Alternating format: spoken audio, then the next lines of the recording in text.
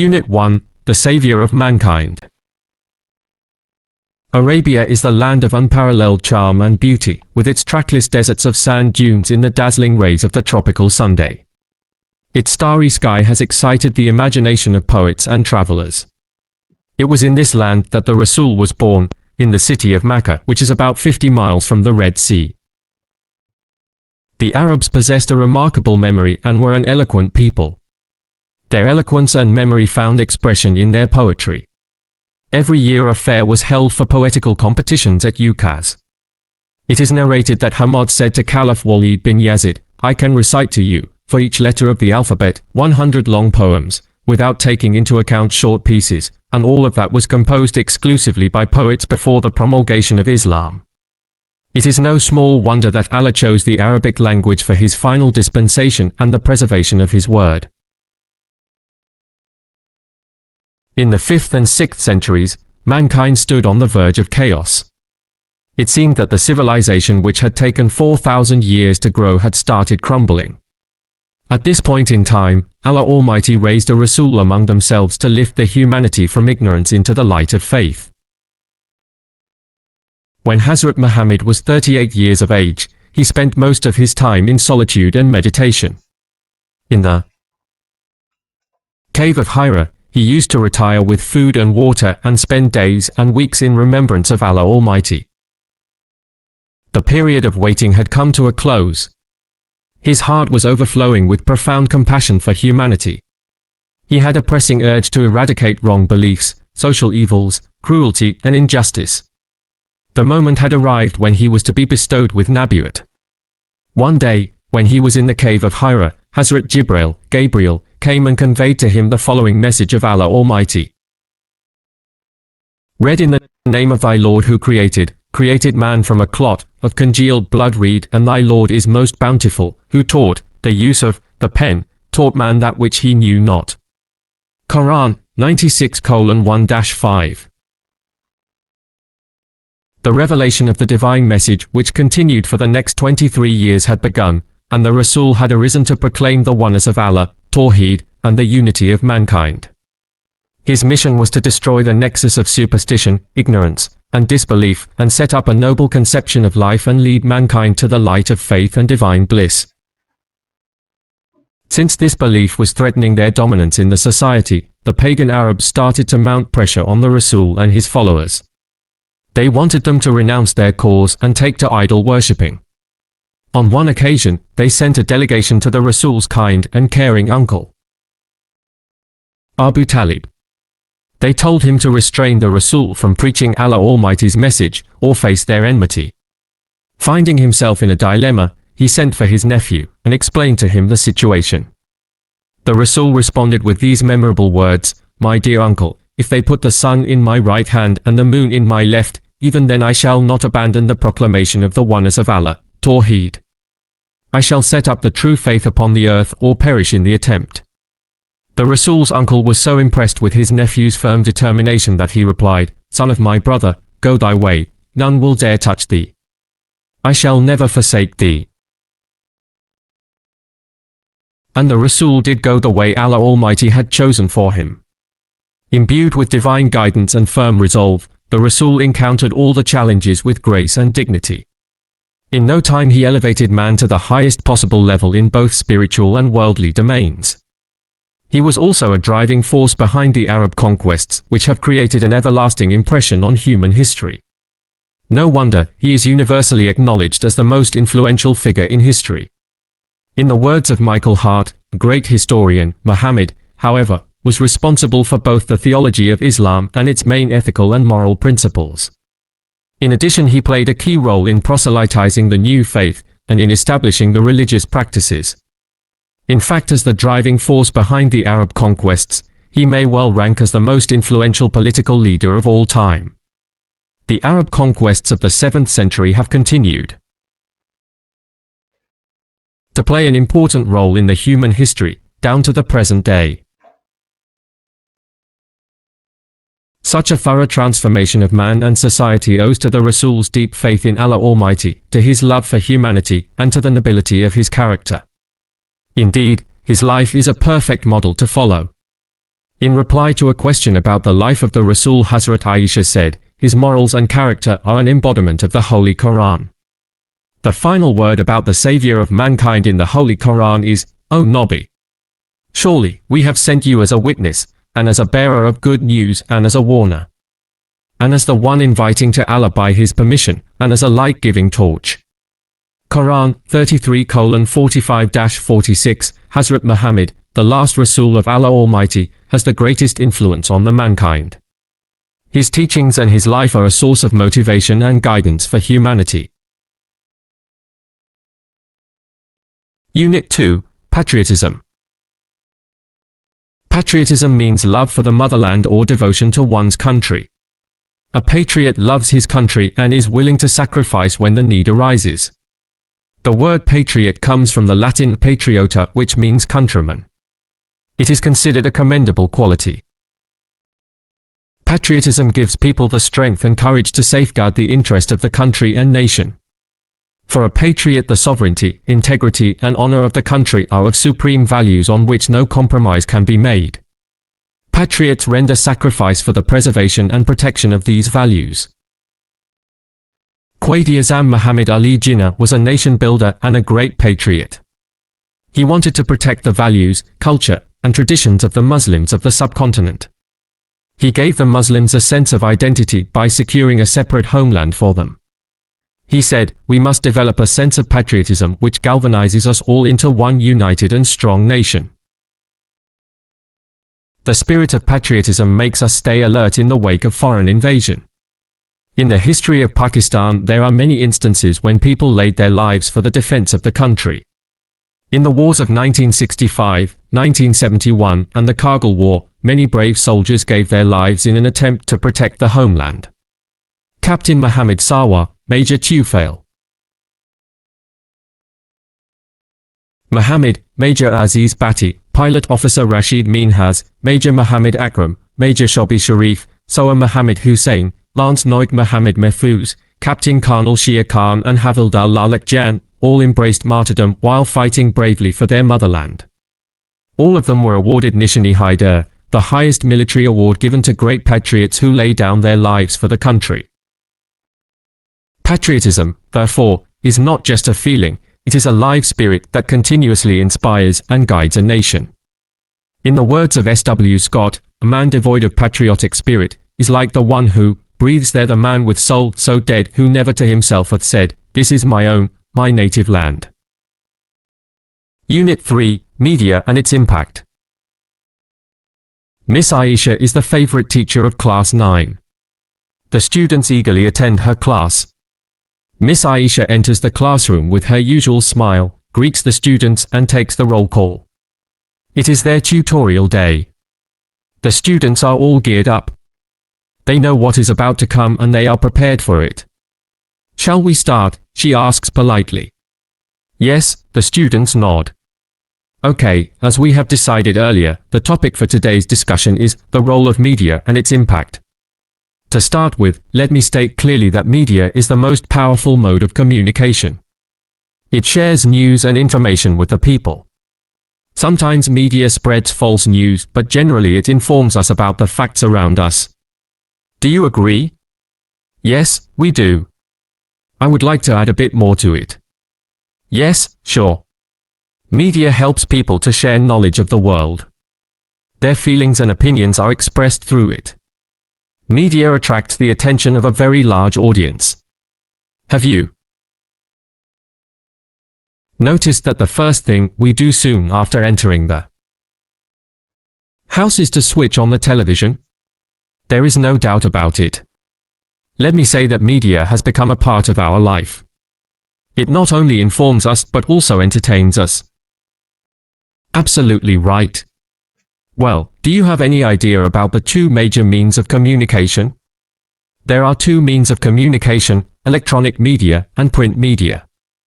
The media includes film, radio, television, internet, books, magazines, and newspapers.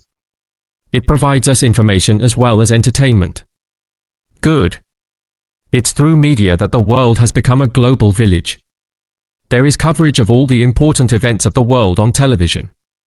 We can have an easy access to all kinds of information through media. Can we say that the world is just a click away? Maybe. Well, would any other student like to say something on it? Madam, in my opinion, media plays a very constructive role for the society. It raises awareness about many social issues like corruption, terrorism, drug addiction, and violation of human rights. Yes, you are right. Media has also become a mouthpiece of the downtrodden. Yes, well said. It would not be wrong to say that media is the most vigilant institution that keeps an eye on every segment of the society. Through debates, reports and talk shows it makes everyone answerable and accountable. That is why media has become an integral part of our lives. Now, I would invite one of you to sum up the discussion. I would conclude the discussion by saying that media can play a positive role and has a corrective impact if it works honestly. Good conclusion.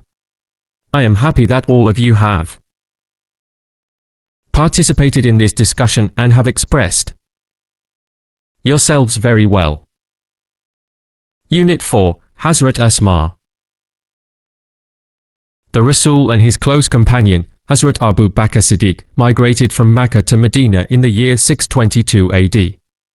When the chiefs of various tribes of Mecca came to know about the migration of the Rasul and his close companion, Hazrat Abu Bakr Siddiq, they got furious. The chiefs were determined more than ever to find them out. They offered huge rewards and bounties for their capture, dead or alive. The preparation for this journey was made at the house of Hazrat Abu Bakr Siddiq. Hazrat Asma rendered useful services in this regard. She prepared food for this journey. She tied the food on the camel back with her own belt as nothing else could be found. For this service she was given the title of Zatun Natajin by the Rasul. During the perilous journey, it was very difficult for anyone to supply food to Hazrat Muhammad. The situation was so delicate that the slightest mistake could have endangered the life of the Rasul. This grand task was nicely undertaken by Hazrat Asma, the daughter of Hazrat Abu Bakr Siddiq. Every night, with a pack of food, she would quietly venture towards the rugged mountains in which lay the cave of Thor. She took care of the minute details in accomplishing the task. How difficult it must have been for her to traverse the rocky path at night, with the constant fear of being detected. On the night of the migration, a tribal chief of the disbelievers, Abu Jahl, in a fit of fury headed towards Hazrat Abu Bakr Siddiq's home. He began to knock at the door violently. Addressing Hazrat Asma, he demanded, "Where is your father?" She politely replied, "How would I know?" This response shows the wisdom and courage of Hazrat Asma. She didn't make a statement that would give him a clue. She simply posed a counter-question that infuriated Abu Jahl. He slapped Hazrat Asma's face so hard that her earring fell off, but she remained steadfast and did not reveal the secret. Her grandfather, Hazrat Abu Quafa, was a disbeliever at that time. He was very old and had become blind. He said to her, "Asma, I think Abu Bakr has taken all the wealth, leaving you and children empty-handed and helpless." At this, she instantly ran to a corner of the home. She gathered some pebbles and put them at the place where her father used to keep his money and jewels. She covered it with a piece of cloth. "Come, grandfather, look. He has left all this for us." He touched the cloth and thought it was full of gold and jewels. His concern was alleviated and he felt relieved to know that Abu Bakr Siddiq had left all his wealth at home. Hazrat Asma was amongst the early few who accepted Islam. She was the daughter of Hazrat Abu Bakr Siddiq and the stepsister of Hazrat Aisha Siddiqah. She was the wife of Hazrat Zubayr bin al-Awwam and the mother of Hazrat Abdullah bin Zubayr. She died at the ripe old age of about 100 years.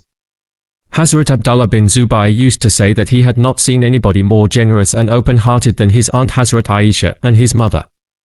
Hazrat Asma was so generous that she sold her inherited garden and gave away all the money to the poor and the needy. Nobody ever returned empty-handed from her doorstep. Hazrat Asma will always be remembered for her courage, generosity and wisdom. She had resolute faith in Allah Almighty. Her life would always be a beacon of light for all of us. The theme of the unit is to appreciate the integrity and valor of Hazrat Asma for the cause of Islam. She is the role model for the Muslim Ummah due to her modesty, truthfulness, honesty, piety, bravery and generosity. Unit 5, Daffodils.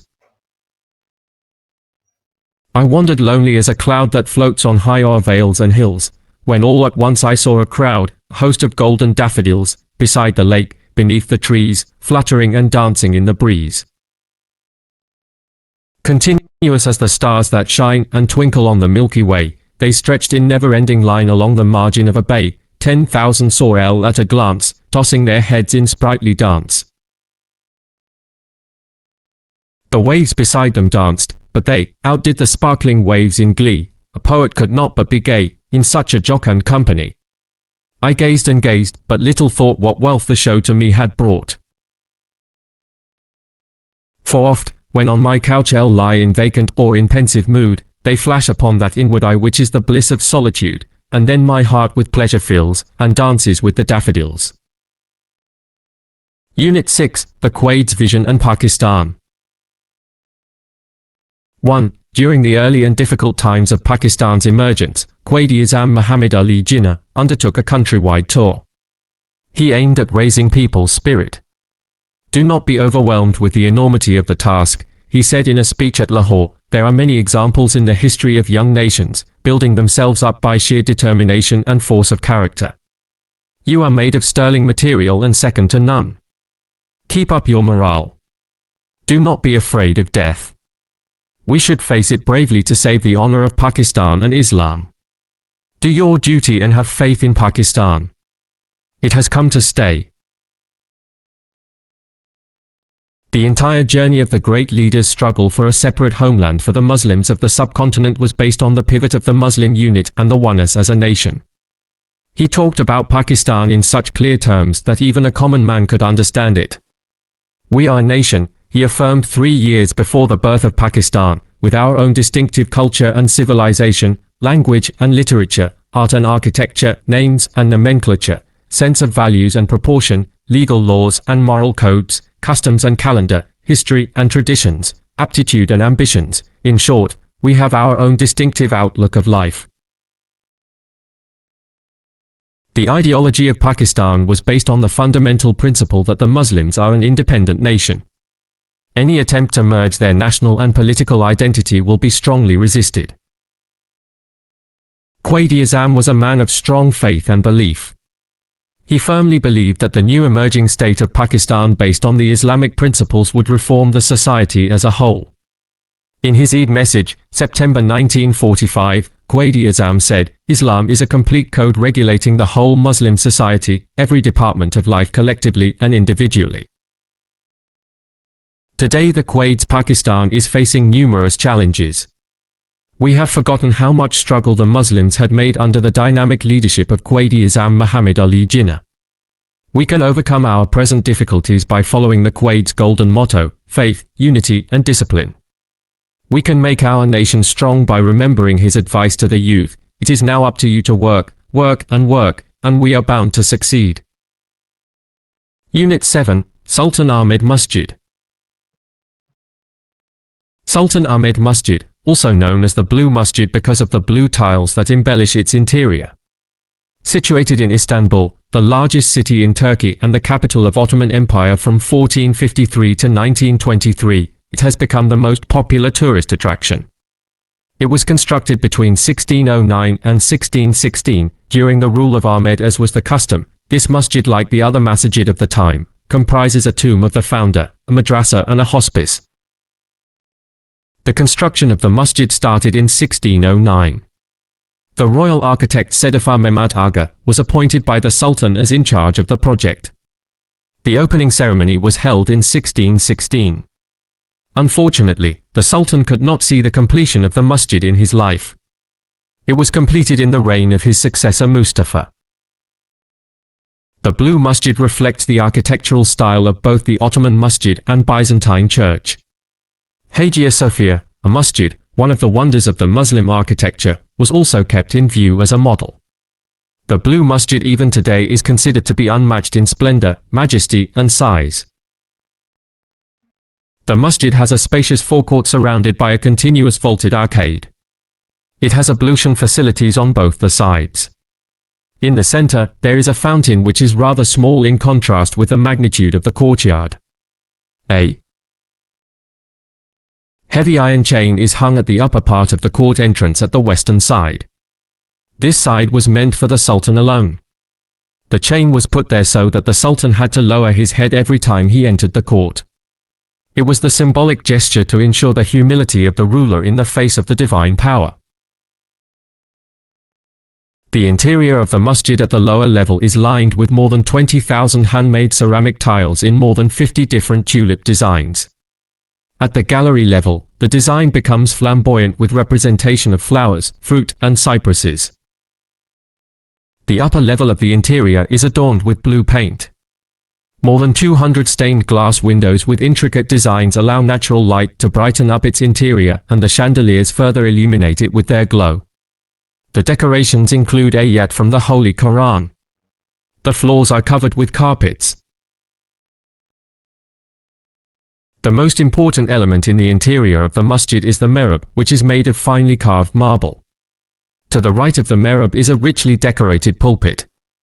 The masjid is so designed that even when it is most crowded, everyone in the masjid can listen to and look at the imam. The royal room is situated at the southeast corner. It has its own pulpit that used to be decorated with jade and roses. The Blue Masjid has 6 minarets. 4 minarets stand one each at the 4 corners of the masjid. Each of these pencil-shaped minarets has 3 balconies, while the other 2 at the end of the forecourt have only 2 balconies. In the evening, a large number of tourists and Turks gather in the park facing the masjid to listen the call to the evening namaz. The masjid is flooded with lights, and so are the hearts of the believers with divine love. Though much has been lost of the Blue Masjid over the years, yet it has not lost the love of its visitors. The masjid is still one of the most visited monuments of the world. Unit 8. Stopping by Woods on a snowy evening. Whose woods these are, think I know. His house ice in the village, though he will not see me stopping here to watch his woods fill up with snow. My little horse must think it queer to stop without a farmhouse near. Between the woods and frozen lake, the darkest evening of the year. He gives his harness bells a shake to ask if there is some mistake. The only other sounds the sweep of easy wind and downy flake. The woods are lovely, dark and deep, but I have promises to keep, and miles to go before I sleep, and miles to go before sleep. Unit 9. All is not lost. It was the beginning of my profession as a nurse. I worked in the intensive care unit, ICU, of the neurology ward. As a young professional, I wished to save the world. I was excited to see the patients making quick recoveries from devastating accidents, yet I was pained to nurse those who were struck with acute neurological disorder. One day, standing at the bedside of a young patient, wondered if she could make the same recovery like others. Hira had received severe head and spinal injuries as she was hit by a speeding bus while crossing a busy road. I took her lifeless arms in my hands and tried to do several exercises on her, but in vain. Also, one asked her younger sister to come and talk to her, thinking that the voice of a near and dear one might activate the nearly dead neurons. She could see but not talk. Her eyes showed a certain helplessness. I could read her mind through her eyes. Perhaps she wanted to say, "Please help me." A fellow nurse came near me and asked, "Rahila, what are you doing? Fighting a lost battle?" I was shocked at first to hear a colleague making a hopeless comment. Then I replied, "I'm trying to make her brain process by her sister's voice. Also, I am doing my best to ensure that her arms and legs get proper exercise. This might help her walk like a normal person." Meanwhile, a senior doctor on duty walked in. He gave me an ironic smile and said, "If you spend most of your duty hours on one patient, we will have to recruit more nurses to attend the other patients. Please go and see the other patients. We do not have much hope for her." I don't think that she can ever walk again. I was upset. The advice to leave the patient unattended did not seem right. I knew that she had suffered from major neural damage, but she needed to be given a chance. An inner voice somewhere within me spoke, "Try once for her." I went to the senior nurse and told her that I wanted to help this patient and work with her more closely. The senior nurse looked at me with utter surprise and remarked that she had orders from the doctor in charge to shift her to the general ward. The doctors thought that she was a hopeless case and the bed must be spared for other patients. I was shocked to hear this. The patient's family also requested me to help them fight the case. Something needed to be done. I could not leave my patient fighting a lost battle on her own. I made up my mind to risk my career and help the patient. I requested the senior doctors to allow me attend this young helpless patient. Somehow, I was able to make the patient stay in the ICU. I continued to work on Hira. But she was not making much recovery. I felt as helpless as she was, to see her lie on bed in a miserable state. Could I be able to justify my stance before the senior doctors? I did not lose hope.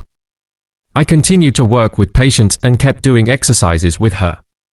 Gradually, I could see her making a slight recovery. One day, I was thrilled to see she lifted her little finger. All was not lost. I was sent on a 3-month training course to Karachi. I made all possible attempts to leave my patient in good hands. I returned after 3 months to see my patient's bed taken up by another. My feet froze to the ground. I did not have the courage to ask, "What happened?" As I stood near the bed with several questions popping in my mind, I felt a gentle pat on my shoulder. I turned around and see a young woman, smiling at me.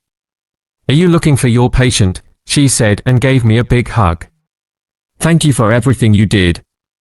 I know you did not allow them to make me lead a crippled life." I stood still, until her family came around with big smiles on their faces. Thanks to Allah, she was my patient, standing and walking on her own feet. I could not recognize her without the machinery and tubes around her body. She walked on crutches, which she would leave in a few months. I was glad that my efforts bore fruit. But most of all, I was happy that Allah Almighty had helped me win a lost battle. She and her family had entered into a considerable bond of friendship with me. I was humbled by their sense of gratitude towards me. I felt a sense of renewed strength in me. Where there is a will, there is a way. I was proud to be a nurse. Unit 10, Drug Addiction. Drug addiction is a common problem all over the world today. There are many forms of drug addiction, but the most dangerous of all is the absolute dependence on it. Long-term use of drugs causes permanent mental and physical sickness. Some kinds of drugs and cause disturbance of mind and body are heroin, marijuana, tobacco, Valium, cocaine, and alcohol. Drug addiction is caused by the environmental factors. A few important environmental factors that may cause drug addiction are bad peer influence and troubled domestic background. When young people remain in bad company and do experiments in the name of adventure, they may fall a prey to addiction. The people who are dissatisfied and discontented with their lives may also resort to drug addiction in order to seek an escape from responsibilities of life. The most important measure to be taken in this regard is the rehabilitation and recovery of a drug addict. In many countries, including Pakistan, addicts, their families and friends consider it a taboo to share their problem with others. They feel embarrassed to talk about it for fear of being declared an outcast. This not only makes the cure difficult, but in most of the cases the addicts die due to lack of timely treatment and counseling. Rehabilitation centers are the best places for the recovery process of the addicts. Complete medical support and guidance is provided to these people in these centers. Drug abusers, therefore, must be taken to proper and certified rehabilitation centers where proper treatment and cure is available for them. However, this requires rapid identification of the problem of drug addiction and full cooperation of the victims with the team of these centers. The other factor that contributes to the rehabilitation of the drug victim is proper counseling. The sooner it is done, the better it is for the victim. The counseling process must continue even after the drug abuser is rehabilitated because of the dangers of a relapse. Doctors, family, and friends must continue to critically watch and counsel the victim for better motivation and adjustment. Drug addiction is really a very serious threat to any society. In Pakistan alone, there are almost 5 million drug addicts. Addicts undergo numerous economic, social, and health problems. The governments all over the world have been trying to eliminate drug addiction from society, but still more efforts are needed to completely wipe it out. This can only be made possible if the people become increasingly aware of the threats that drugs pose. They should vow firmly to live a healthy and meaningful life. The theme revolves around the harmful effects of drug addiction. It also refers to the importance of the rehabilitation centers in treating drug addicts. It highlights the vital role that counseling plays in making people live a healthy life. Unit 11, Noise in the Environment. Noise pollution is defined as any form of noise that disrupts the normal functioning of life. If left unchecked, it can have serious effects on the mind and body of humans. Noise pollution is one of the biggest sources of discomfort, stress, and nuisance in Pakistan. In urban areas and big cities, noise pollution has reached to a dangerous level. For instance, a survey by the Punjab Environmental Protection Agency claims that the level of noise in Lahore has reached decibels, whereas a maximum of 75 decibels is acceptable. This means that the mental and physical health of so many people is already at risk. The major causes of noise pollution in Pakistan are traffic on roads, construction sites, careless use of electronic appliances, and loud speech patterns. Noise coming from different modes of transport, i.e. vehicles, airplanes, trains, ships, proves to be highly stressful for human communities. With the population growth and development in urban areas, the vehicular traffic has also multiplied. This has given rise to noise pollution, largely in the form of unwarranted honking by drivers. Also, the mushroom growth of residential colonies near airports and railway stations has exposed residents to permanent and unavoidable source of noise pollution.